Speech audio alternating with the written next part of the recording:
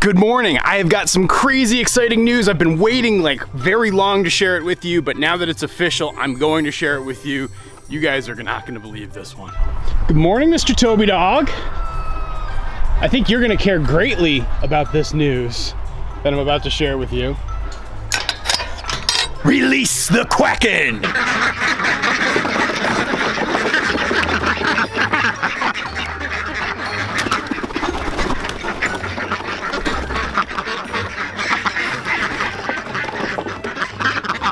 Hey, Carmen, get out of that egg casualty. I don't know if you saw it, but that egg tumbled out as I opened the door. Somebody probably laid an egg right against the door this morning.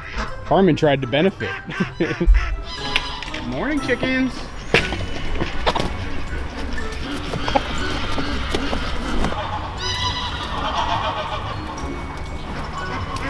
Looks like somebody laid an egg here this morning.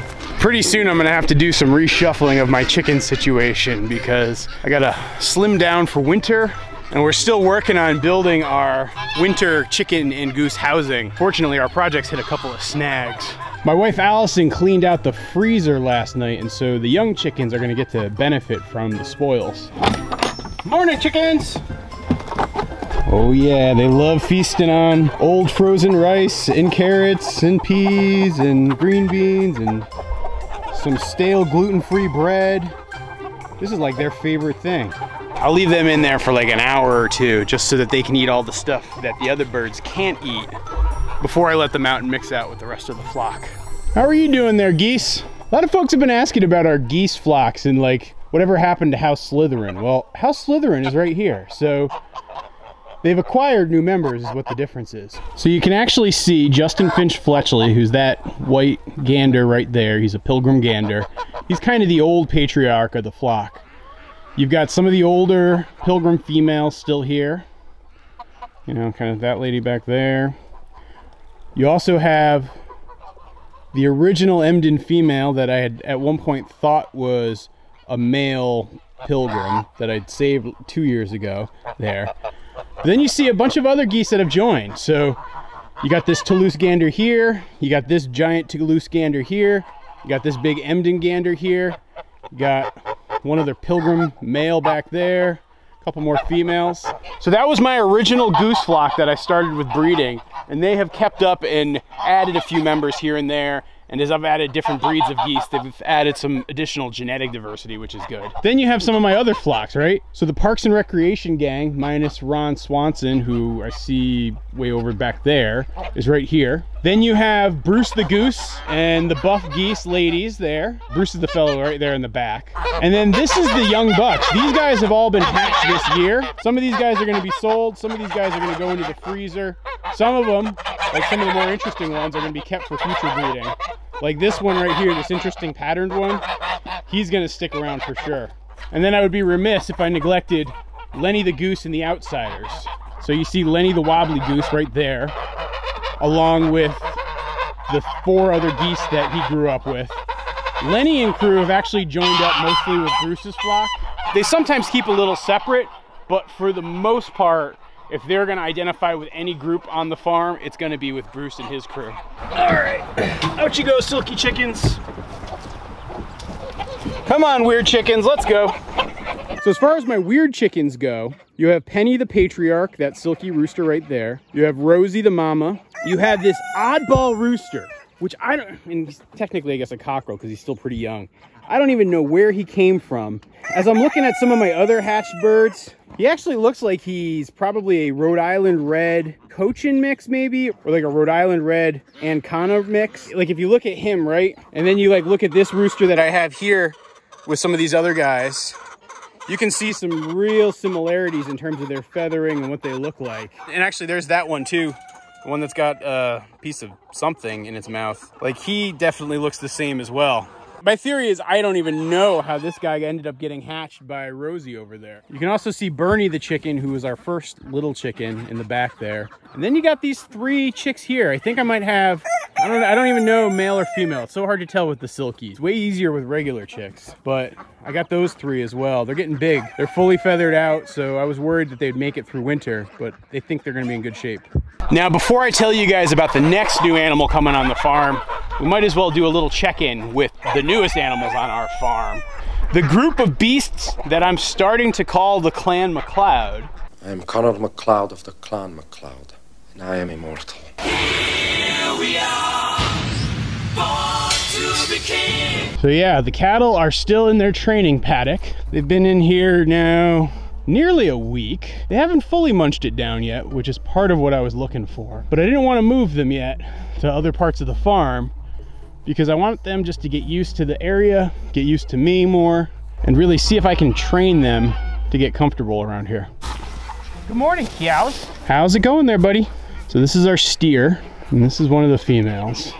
They're still getting used to us, but they're becoming more curious and more friendly. Part of how I've been able to get them cool with me here is by feeding them these alfalfa cubes. They really like them. Hey, buddy, you want one? Here you go.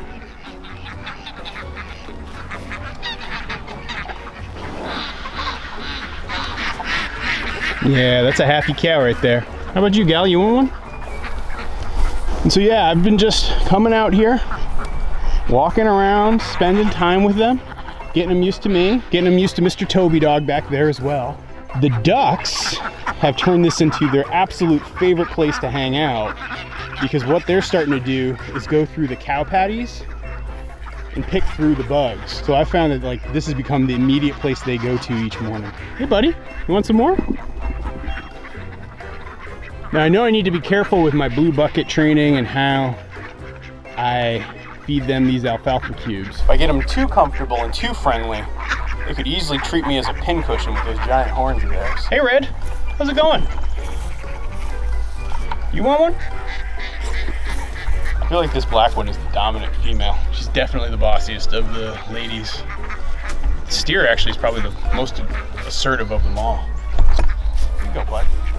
Hey Toby, adding to your fertilizer deposit? That's good. Yeah, there's a little bit more buildup of manure around here than I'd like because I'm keeping them in the same spot for a while, but it's a trade-off. I actually think in the next couple of days, I'm gonna start doing rotational pasture moves. And so what I would do is probably make a paddock about as long as the one I'm standing in now, but really about 1/10 the width. So it'd be long and narrow. And then that would let me move them. And then I'd start moving them again every single day. That will make them less selective in terms of what they're grazing and eating. It'll also get them trampling the stuff that they don't like to eat. Like as you can see, right? I got this goldenrod that they don't seem to like. Hey, they're following me around now. This is pretty brilliant.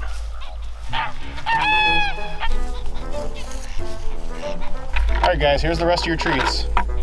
Enjoy. This one blonde one over here, she's like the youngest of the herd, and you can tell she's just a little bit smaller than everybody. I'm pretty sure at least 3 of these females are pregnant. I think she might not be pregnant. She's about 2 years old, so she should be, but I don't know yet. There you can see our ducks doing their thing in the pasture. Like I said, they're going in through the cow patties, spreading around, eating the fly larvae. It's like their favorite food by far. They're constantly going through here. So there is this symbiotic relationship between the ducks and the cattle. People often talk about doing chickens and cattle, but rarely do they ever see ducks and cattle. So that's a little bit different. Hey bud. Let him investigate that bucket so that he sees it's not magical. What do you think, duckaree-doos? Let me just jump back to the other side of this fence here. Toby Dog has learned a healthy respect for the cattle, which is, quite frankly, exactly what I wanted. Like, I didn't want him to be afraid, but I also don't want him trying to play with him, because that would be a bad way for Mr. Toby Dog to get hurt, or worse. He's looking at me. He actually thinks I have more treats, which is why I actually tossed the bucket over there to show them that I don't. But he's respecting this fence line, and he's kind of gonna get frustrated and give up and go back to eating some grass. You know, part of why I feel like I'm ready to do the regular pasture moves is because I can get them to go where I want them to go without having to push or force them or scare them like I did when they first got here. And so I'm slowly working with them. I gotta say a big shout outs and thank yous to a couple of folks who have reached out and become real cow mentors for me. You know, showing me what I've been doing wrong, showing me what I'm doing right, giving me advice, like even telling me to be careful with the bucket training, because if I do it too much, they might actually get a little too aggressive with me.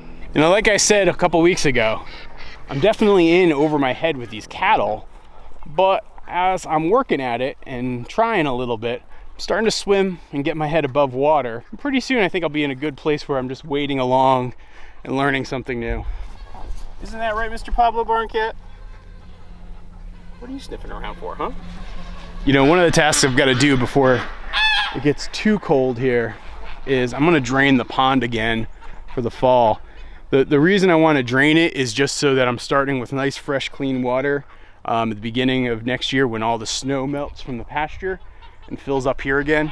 But I got to admit, I'm feeling really lucky right now. It's like almost 70 degrees this morning, and it's, you know, late stage October as I'm recording this. That's kind of rare and weird. I guess on one level, I'm thankful for it because it's giving me more time to get work done around the farm. But on another level, I will admit, it kind of makes me worried.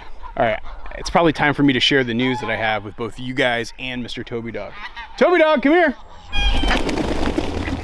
Hey, buddy. How's it going? So, Toby, I've got some news for you, pal. Yeah, I got some big news. Yeah, that's right. Pretty soon, we're getting another Maremma here on the farm. That's right. Yeah, so as you guys know, I've been looking for a second dog to add to the farm to work as a team with Toby Dog, and I want this new dog to potentially be a breeding partner for Toby Dog in the future. And so in order to do that, I've been looking far and wide for a breeder who is an ethical breeder, who is somebody who has practices that I believe in, someone who I feel like is raising Maremmas in the right way, and somebody who has a dog that is not genetically connected to Toby Dog. You know, if you ever think about dog breeding, right? Inbreeding is a significant risk, and so I've been looking far and wide for that. So the good news, buddy boy, is on a farm out in California, last weekend, some little tiny puppies were born. It was 4 males and 4 females to a beautiful mother Maremma. And so yeah, one of those females is gonna be coming here to Goldshaw Farm. I don't know which one yet. They're all looking adorable. So what happens is the breeder will try to match the personality of the puppy to the farm that they're going to. And so because that puppy is gonna ultimately be a partner of Toby's, and because that puppy is gonna be here on a farm with a lot of poultry versus say like a farm where they're working with like a lot of sheep or goats or something, she's gonna be keeping a careful eye out for the right type of dog. And I do actually want to say a couple words about the breeder herself, because she's really, you know, been great through this process so far. So Kim, who runs Prancing Pony Farm out in California, as I've been doing my research, one of the best Maremma breeders in the country. You know, it's funny, I went through the process of answering their screener and questionnaire, making sure that they're matching Maremmas to the right type of home. And I gotta say, I was really impressed with that. I was really impressed as I talked to Kim about her practices and how she approaches things and the requirements around ethics. To me, ethical breeding and ethical breeding standards are critically important. And so I really enjoyed getting to know Kim. And so when it came time for me to make the decision of which farm did I want to work with, that's how I ended up going with Prancing Pony. Now, some of you guys might be wondering, oh wow, the puppy's born, that means the puppy's gonna be here soon. And the answer is no, not quite. We're gonna wait until the puppy is somewhere between 3 and 4 months old. So in terms of like socialization and health and, you know, just learning how to be a good dog, spending that little extra time with their mother is usually a good thing for the puppy. And so while sometimes breeders will get you a puppy like 7, 8 weeks old, we're probably going to be much more in the neighborhood of like 14, 15, 16 weeks old. Which does bring up one problem I have to solve. I've got to figure out how to get a Maremma puppy here to our farm in northern Vermont all the way from like central California. I know you can like ship him with an airline, but I don't know. I don't really like the idea of just taking a young puppy like that, ripping it away from its mother, and then tossing it in a cargo hold of an airplane. So one solution I have been thinking about is potentially road trip. So who knows what this winter will hold.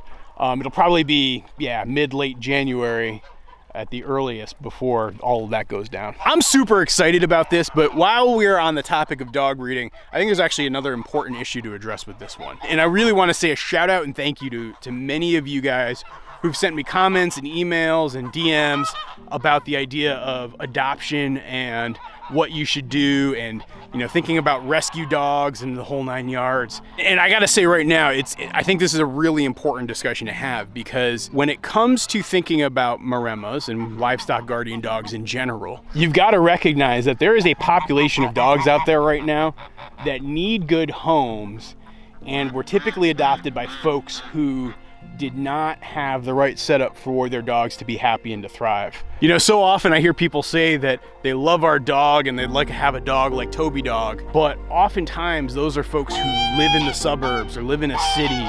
And I will tell you right now, that is the absolute worst setup for a dog like Toby. Part of why Toby does so well and part of why Toby thrives is because he's in a situation in which he was actually really almost made for. He's got animals he needs to guard and protect. He's got about 10 acres of space for him to range and roam around. He's never locked up inside the house where he can't do what he's meant to do. And that's why he's such a happy, thriving dog. If you were to take him and throw him into like a subdivision HOA where he's not allowed to bark and he has to be inside and he's left alone because the owner's at work all day, he would be absolutely miserable. Wouldn't you, buddy boy? Wouldn't you, buddy boy?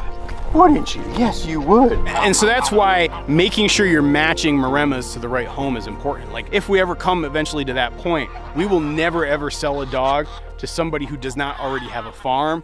We will never ever sell a dog who does not have animals for that farm to protect. And we will never sell a dog to somebody who isn't planning on letting that dog be a true livestock guardian dog. I think that's super important here. Well, now some folks might ask, if there are these Maremmas that need rescuing, why are you thinking about actually breeding dogs? Well, part of it is what I want to do is raise specially trained livestock guardian dogs that are really raised to work with poultry. The process of having a livestock guardian dog work with poultry is very different than, say, some sort of mammal. You know, when it comes to like goats or sheep, a Maremma kind of instantly takes to being a part of a sheep or goat flock. But when it comes to like geese, that's a hard thing for a dog to contend with and how to deal with. Toby Dog has done a tremendous job working in that context. He and I are gonna work with this new puppy to make sure that she does really well too. And then ultimately, if they have puppies, what we would do is work with those puppies to make sure that they wouldn't freak out and try to treat a duck like a pincushion. So that is why I actually think that the breeding piece is important, because we're trying to raise specially trained animals from birth to work in farming contexts like ours. You can watch Toby right here, right? He knows how to work with the cows, and the cows have only been here for a short little while. Part of that's nature, part of that's nurture. See, he's like, okay, if you want to get too close to me, I'm gonna duck back out. And so that's why we're raising puppies. But that said, it does leave this situation where there are thousands of livestock guardian dogs and even Maremmas out there right now who need good homes. And so that's why I want to actually give a special shout out and plug to a Facebook group that's out there. It's the MSCA Rescue Network.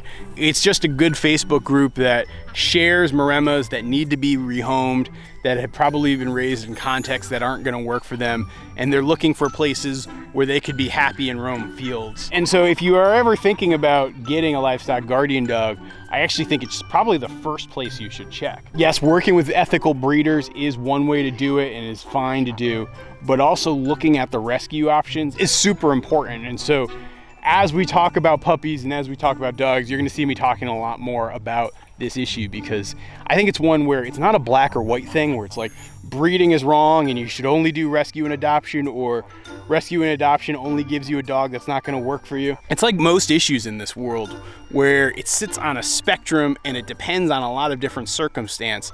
And the more we can actually actively seek to find balance, the more successful we're going to be in navigating that situation. Look at all these happy animals just out here eating breakfast and grazing. Got the geese doing the grass trimming around my bees. I think maybe today or tomorrow I'm gonna pull out the honey supers that I have here, and I gotta finish building actually their foam covering to keep them warm. But yeah, people always give me guff for not mowing around the bees, but the reason I don't mow around the bees is because I got these guys. Why bother? I mean, it doesn't make this place look like a golf course, but it's not a golf course, it's a farm. Probably can hear these ducks complaining. I haven't fed them yet. I know one question that some folks have asked is, why does it seem like the geese are always eating your food? I thought your geese were supposed to be eating all your grass. And the answer is that they do both. They still like to eat the grains when they have the chance to. I think one of the things I want to try to improve in my goose system for next year is finding a way where I can have the geese more out in the pasture and less around here in the duck and chicken area. I'm probably even gonna have flocks of geese up on the top of the pasture ultimately. And like ideally what I'd like to do is have the chickens and geese follow behind the cattle. The chickens would go through and eat the bugs, kind of similar to like what you saw the ducks doing earlier today. And the geese would go through and follow behind the cattle, and they would eat any of the grass or greenery that the cattle haven't eaten, helping kind of create sort of an evenness. Like you see this grass right here, this is like perfectly manicured by geese, versus if you look at what the cattle do. Like if you talk to any regenerative agriculture expert, they're always going to point you to this idea of having multi-species grazing systems. And so ultimately what I want to do is have it be chickens, geese, and cattle up throughout our pastures, which will probably actually ultimately mean I need more than one set of livestock guardian dogs. So there'd be Toby and his partner, plus maybe a couple of their puppies are the ones I end up training with the cattle. And so we're definitely gonna have a need for livestock guardian dogs around the farm here over the next couple of years. Hey Toby dog, I know I mentioned that I gave the chickens some leftover food, but Allison also freed up an old roast beef from about a year ago that had been sitting in the freezer, and so you can have that with your dog food today. Get out of here, Pablo. How did that barred rock chicken get in there, buddy? All right, here you go. Enjoy. No food for Pablo. Oh boy, let's see how these chickens did. You can see here, they've eaten pretty much everything that I left for them. Completely cleared out. Yeah, there's definitely some interesting mixes of birds we have here. Like look at that one right there. Like you can see, that's a Crevecoeur Rhode Island Red Cross if I had to guess. Uh-oh. I got Blanche. It looks like she's going through another molt. Look at her. She looks so ugly right now, but she's just getting ready for winter. Can't blame her. There's Dottie, her sister. They're actually the two oldest chickens on our farm at this point. Dottie went through her molt, I don't know, probably about 2 or 3 weeks ago. She was looking just as bedraggled. I think no chicken looks worse when they're molting than the leghorn.